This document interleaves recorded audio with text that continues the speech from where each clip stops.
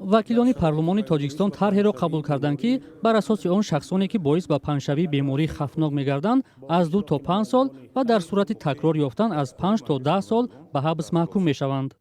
зеро хусусияту дараҷаи хавфнокии ҷамъиятии ҷинояти дар шароити муқаррарӣ содиршуда нисбат ба кирдоре ки ҳангоми пайдоиш ва паҳншавии беморӣ барои инсон хавфнок ё ҳангоми амалигардонии чорабиниҳои маҳдудкунандаи карантинӣ содир мешавад, аз лиҳози вазнинтар будани оқибатҳои хавфнокии ҷамъияти он тафовут дорад. тарҳи ворид кардани тағйирот ба кодекси ҷиноии тоҷикистон аз тарафи вазорати адлия пешниҳод шудааст.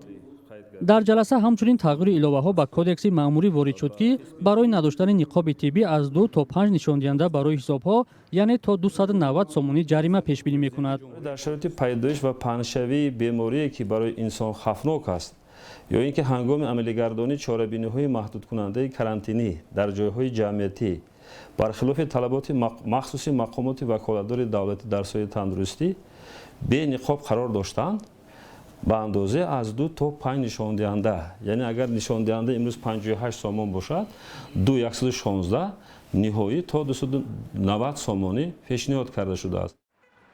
таъини муҷозот барои нақзи меъёрҳои бедоштӣ дар шароити пандемия дар ҳолест ки бархе сокинон мегӯянд муҷозот роҳи ҳалли масъала шуда наметавонад. 290 зиёд аст барои штраф.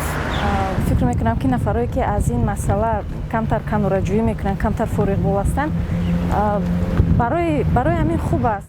масъалаи таъини муҷозот барои нақзи меъёрҳои бедоштӣ аз роҳи қонунӣ дар ҳоле сурат мегирад ки то санаи 9 июн тибқи иттилои расмӣ шумораи сироятёфтагон ба COVID-19 беш аз 4500 ва қурбониён аз ин беморӣ 48 танро ташкил додааст. оморе ки бархе аз огоҳон ва корбарони шабакаҳои иҷтимоӣ ба он шубҳа намуда мегӯянд чунин омор метавонад аз ин бештар бошад.